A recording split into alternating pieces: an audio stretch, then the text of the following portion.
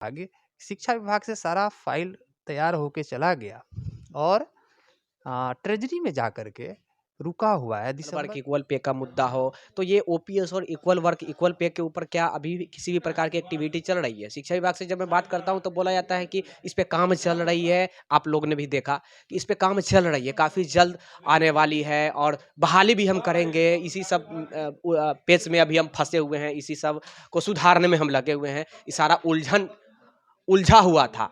जब से हम शिक्षा मंत्री बने हैं तब से सुलझाने में लगे हुए हैं। क्या आपको लग रहा है कि ये सुलझाया जा रहा है सही प्रकार से? मांग कर रहे हैं, अच्छी बात है।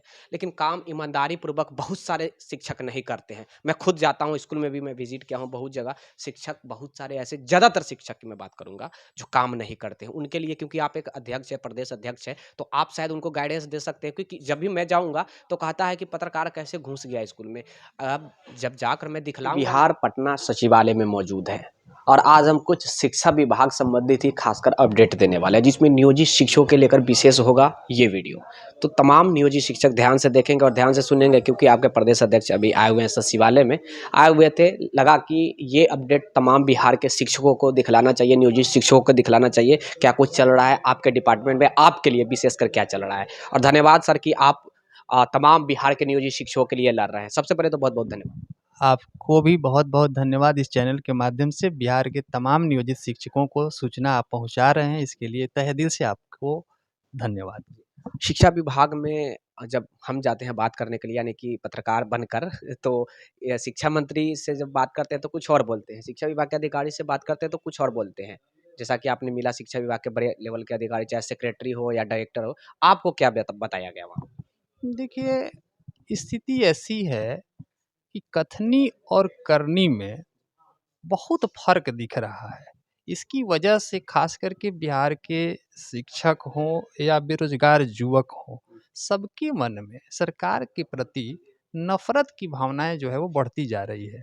जब सरकार गठन हुआ था, बड़े अरमान से लोग ये उम्मीद लगाए बैठे थे कि अब कुछ पहले से बेहतर होगा, चाहे वो शिक्षक हों अथवा शिक्षक बनने की राह में जो लोग अभी लगे हुए हैं, वे लोग भी। लेकिन अभी हालात क्या है, पूरा जग ज़ाहिर है, सब लोग देख रहे हैं। हम लोग रात दिन यहाँ सचिवालय में आते जाते रहते हैं। एक साधारण सी बात है, 4 साल पूर्व 9 प्रशिक्षित शिक्षक जो बिहार के थे, बेचारे उनका एरियर का बकाया आज तक नहीं हुआ।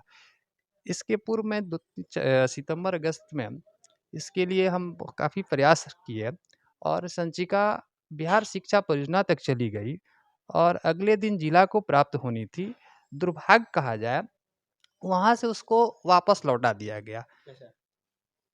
इसके बाद फिर कोशिश करके ये दिसंबर माह के राशि के साथ पुनः संचिका तैयार हुई और फिर देखिए दुर्भाग्य, शिक्षा विभाग से सारा फाइल तैयार होके चला गया और ट्रेजरी में जा कर के रुका हुआ है। दिसंबर का जिला में भुगतान हो गया, जबकि उसका पत्रांक उससे पहले का था।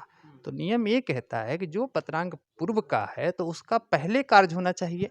दिसंबर से पहले अंतर्वेतन जो था शिक्षकों का 15% हो, 9 प्रशिक्षित शिक्षकों का था, डीपीई का था, अन्य जो भी मद बकाये मद का राशि थी 21 अरब 68 करोड़ रुपए की, और वह जा कर के अभी तक वित्त विभाग में पड़ा हुआ है। कुंडली मार के वित्त विभाग बैठा हुआ है, ट्रेजरी बैठा हुआ है। शिक्षा विभाग में अभी तक वो पैसा जो भी जो शिक्षा विभाग को अलॉटमेंट करना किया जाना था, वो अभी तक नहीं आई है शिक्षा विभाग के पास, वित्त विभाग के पास पड़ी है। अभी तक ट्रेजरी में वो पड़ा हुआ है, रोक लगा दी गई है, क्यू लगाया हुआ है। तो कम से कम आप अगर नहीं देने में सक्षम नहीं है तो वापस लौटा दीजिए, लेकिन वापस भी नहीं लौटाया जा रहा है। अभी हम विभागीय स्तर पर पता किए तो ट्रेजरी से संचिका शिक्षा विभाग को वापस नहीं लौटाई गई। इसका मतलब आज किस मुद्दा को लेकर आप सचिवालय में अधिकारियों से या फिर मंत्री जी से मिलने के लिए आए? मेरा एकमात्र ही उद्देश्य था कि बिहार के तमाम शिक्षकों का लंबे समय से जो बकाये मद की राशि है उसका जितना जल्द से जल्द हो सके उसका भुगतान हो।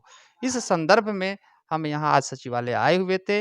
विभागीय अधिकारियों से भी, मंत्री जी के आप सचिव से भी हमारी बात हुई है, उनको भी मैंने कहा, तो उनका कहना था कि हम तो मंत्री जी से हम लोग अपने स्तर से कार्य कर चुके हैं, अब ट्रेजरी में हम क्या करें। हमने बोला आप जब विभाग के सारे शिक्षकों के अभिभावक आप होते हैं तो आप अगर नहीं करेंगे तो कौन करेगा। शिक्षक वित्त विभाग या अन्य विभाग में नहीं दौड़ लगाएंगे। हम लोग अपने अभिभावक के पास जाएँगे। हमारी समस्या आप नहीं देखेंगे तो कौन देखेगा?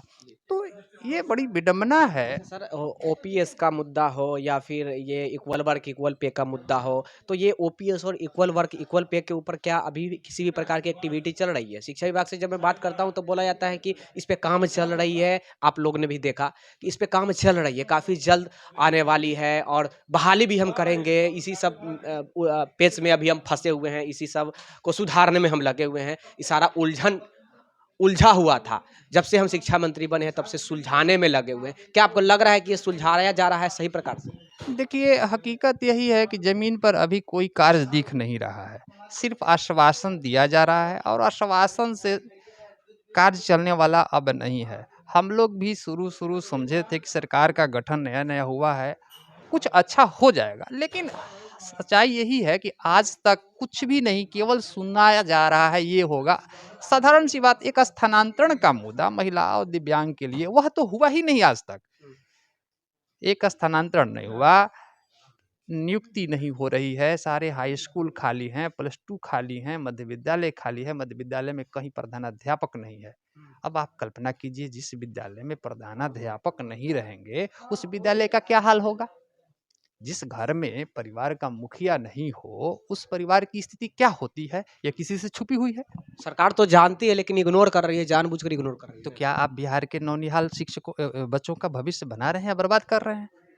आप कहते हैं कि हम गरीब गुरबों की सरकार है, तो गरीब गुरबों की सरकार, उनके वोट से आपकी सरकार चल रही है, तो आपका ये दायित्व बनता है कि उन बच्चों का भविष्य कैसे उज्जवल हो सके, ऐसा हम व्यवस्था करें, ऐसी सिस्टम पर हम बल दें ताकि पूरा भविष्य सुधर सके।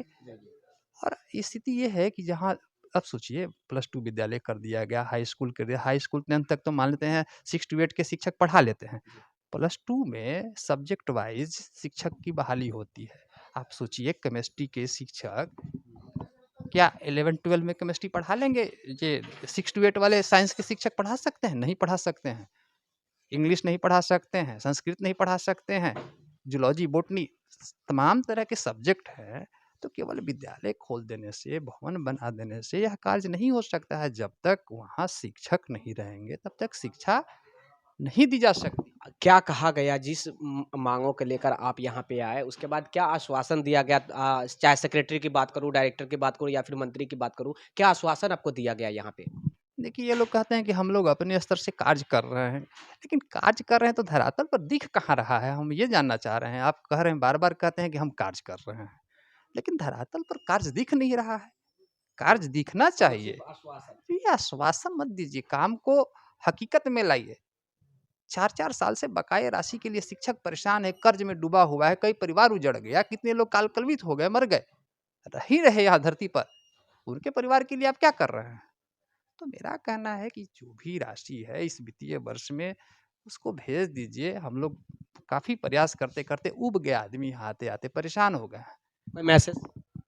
हम यही सरकार से कहना चाहेंगे, जितना जल्द से जल्द हो सके आप जो भी शिक्षकों की समस्या है, उसका समय रहते निदान कीजिए, ताकि किसी को कार्यालय ना आना पड़े। विद्यालय में लोग रह करके पठन-पाठन का कार्य करें। तो विद्यालय की भी स्थिति सुधरेगी, नौनिहाल बच्चों का भविष्य बनेगा, आपका भी नाम होगा, बिहार का नाम रोशन होगा। हम लोग उसी में रात-दिन लगे हुए हैं। हम लोग भी चाहते हैं कि बिहार के नौनिहाल बच्चे आगे बढ़ें। अध्यक्ष महोदय, मैं आपसे एक बातें करना चाहूँगा, शायद आपको बुरा लग जाए तो माफ़ कीजिएगा।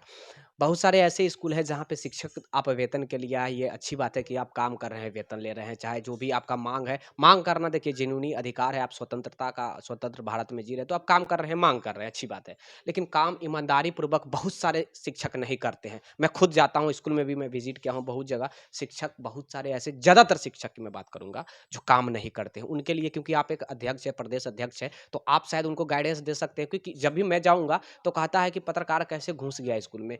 अब जब जाकर मैं दिखलाऊँगा नहीं तो कैसे दुनिया जानेगा कि वो टीचर खैनी खा रहा है बैठकर या फिर पढ़ा रहा है और दूसरी तरफ वेतन के लिए भी डिमांड कर रहा है, लड़ाई लड़ रहा है। तो उनके लिए क्या कुछ मैसेज है आपके पास, जो ईमानदारी पूर्वक अपने कर्तव्यों का पालन ना कर रहे हो उनके लिए? और ये पूरे बिहार के टीचर के लिए मैं कहना चाहूँगा कि इनकी बातों को ध्यान से सुनिएगा, नहीं तो ऐसा हो सकता है कि मैं खुद आपके स्कूल में ना कहीं कभी पहुँच जाऊँ, तो ये मत बोलिएगा कि आप एक पत्रकार होकर आप जिम्मेवार पत्रकार नहीं है और आप कैसे स्कूल में घुस गए बिना अनुमति के। देखिए, कुछ लोगों की वजह से यह बदनामी हो सकती है, मैं इसे इनकार नहीं कर सकता, लेकिन मैं जहाँ तक समझता हूँ, अधिकांश शिक्षक विद्यालय में पठन-पाठन में रुचि रखते हैं और सबके पास एक अच्छा खासा अब तो अनुभव हो गया। सोच लीजिए 2003 में जो शिक्षक बहाल होंगे, हो सकता है उनके पास शिक्षा देने का अच्छा ज्ञान नहीं रहा हो, लेकिन पढ़ाते-पढ़ाते वे भी परिपक्व हो चुके हैं। तो ऐसा नहीं है, सभी शिक्षक बेहतर हो गए हैं। ट्रेनिंग हुआ, कई प्रशिक्षण प्राप्त किए, तो सभी लोग योग्य हो चुके हैं, इसमें कोई शक नहीं है। योग होना और योग अपने कर्तव्य का पालन करना में डिफरेंट है सर। सर नहीं सर, योग्य होना, मेरे पास लाख काबिलियत है, मैं खुद टैलेंटेड हूँ, लेकिन उस टैलेंट का सही जगह यूज़ नहीं कर रहा हूँ। मैं अपने आप को मतलब वहाँ पे प्रदर्शित नहीं कर पा रहा हूँ। मेरे पास बहुत सारा ज्ञान है, उस ज्ञान का मैं बच्चों के ऊपर मतलब यूज़ नहीं कर रहा हूँ। कैसे अप्लाई होना चाहिए वो अप्लाई नहीं कर रहा हूँ। वो ज्ञान का क्या फ़ायदा? आपको एक्सपीरियंस का क्या फ़ायदा जो एक्सपीरियंस से बच्चों को फ़ायदा ना हो? देखिए, आपका कहना बिल्कुल सत्य है कि हमारे अंदर जो कुछ है, उसे हम अगर बच्चों के बीच परोस नहीं रहे हैं, और ज्ञान तो एक ऐसी चीज़ है जिसको जितना ही दान करेंगे, उतना ही बढ़ता है। जी। यही एक ऐसा चीज़ है जिसको दान करने पर बढ़ता है, बाकी चीज़ घट जाता है। पैसे को बाँटेंगे तो घटेगा, परंतु ज्ञान ऐसी चीज़ है जितना ही बाँटेंगे उतना ही बढ़ता है। तो मैं समझता हूँ इसमें कोई कंजूसी नहीं करनी चाहिए, बाँटना चाहिए। और कुछ लोग अगर ऐसा कर रहे हैं कि जो आपने कहा कि खैनी और ये, तो मैं तो इसका सख्त विरोधी हूँ। और हमारे ख़ास करके हमारा जो संगठन है स्नातक ग्रेड प्रशिक्षित शिक्षक संघ बिहार, इसका एक एकमात्र लक्ष्य है शिक्षक और शिक्षक हितार्थ। शिक्षक, शिक्षा और शिक्षक हितार्थ, मतलब शिक्षा को कैसे आगे बढ़ाना है और शिक्षकों की भी स्थिति में सुधार कैसे लाना है, इन दोनों चीज़ पर हम क्या कार्य लगता है करते सर हैं। कि ओपीएस और इक्वल वर्क इक्वल पे के लिए लड़ाई जारी रहेगा जब तक मिल नहीं जाती है? बिल्कुल रहेगी, क्योंकि ये हमारा मौलिक अधिकार है। मतलब ओपीएस और equal work equal pay, OPS और इक्वल वर्क इक्वल पे जब तक नहीं मिलेगा आप छोड़ने वाले नहीं हैं। बिल्कुल नहीं छोड़ेंगे, क्योंकि ये देखिए, बिहार के तमाम शिक्षकों के लिए हमारा एक मांग है कि हम लोग को सबसे पहले समान कार्य का समान वेतन, राजकर्मी का दर्जा पहले प्राप्त हो। राजकर्मी का दर्जा देते हुए जो हमारी तमाम सुविधाएं हैं, जो सरकारी कर्मी को दी जाती है, वो तमाम नियोजित शिक्षकों को भी मिले, क्योंकि नियोजित रूपी कलंक से हम मुक्त हो सके। मुक्त हो सके। तमाम प्रकार के जो भी जानकारी था हमने शॉर्ट में जानकारी लेने का प्रयास किया। देखिए मैं तमाम बिहार के शिक्षकों से मैं भी एक निवेदन करना चाहूँगा, रिक्वेस्ट करना चाहूँगा। आपके लिए मैं लड़ाई लड़ रहा हूँ या फिर सर लड़ाई लड़ रहे हैं, ये भी एक मैसेज दिए हैं वैसे शिक्षकों के लिए जो अपने हक के लिए लड़ रहे हैं, ये अच्छी बात है। आप स्वतंत्र भारत में आप जी रहे हैं, तो आप वर्क कर रहे हैं, तो अपने वर्क के अपने काम का जो भी आपका जो मानदेय होता है, जो वेतन होता है, उस वेतन के लिए आप लड़िए, अपने मानदेय वेतन के लिए लड़िए, वो अच्छी बात है। लेकिन ईमानदारी पूर्वक अपने कर्तव्य पालन कीजिए। एकदम ईमानदारी पूर्वक, नहीं तो यही यही होता है कि जब पत्रकार स्कूल में जाता है तो कहता है कि ये कहाँ से कौन सा पत्रकार आ गया और कैसे स्कूल में घुस गया है, पीटो मारो चाहे जो भी हो, इस पे एफआईआर करो। लेकिन उससे पत्रकार को हानि नहीं होती है, हानि आपकी होती है कि आप एक जिम्मेवार शिक्षक है, शिक्षक सृष्टि निर्माता कहा जाता है, तो उसका गरिमा का पालन करें और उम्मीद करता हूँ कि आप शायद इस रास्ते पर आगे अच्छे प्रकार से बढ़ पाएँगे। मैं आपके लिए लड़ाई लड़ रहा हूँ सर, आपके लिए लड़ाई लड़ रहे हैं, तो इसका फ़ायदा आपको मिले ये अच्छी बात है, लेकिन ईमानदारी पूर्वक मिले। ईमानदारी पूर्वक और ईमानदारी की रोटी खाने का प्रयास कीजिए। ख़ैर चलिए, और कुछ बोलना है सर? बहुत-बहुत धन्यवाद। चलिए। धन्यवाद। कैमरामैन राजेश राज के साथ मैं विक्की गोयल, सचिवालय पटना विकास भवन से, धन्यवाद।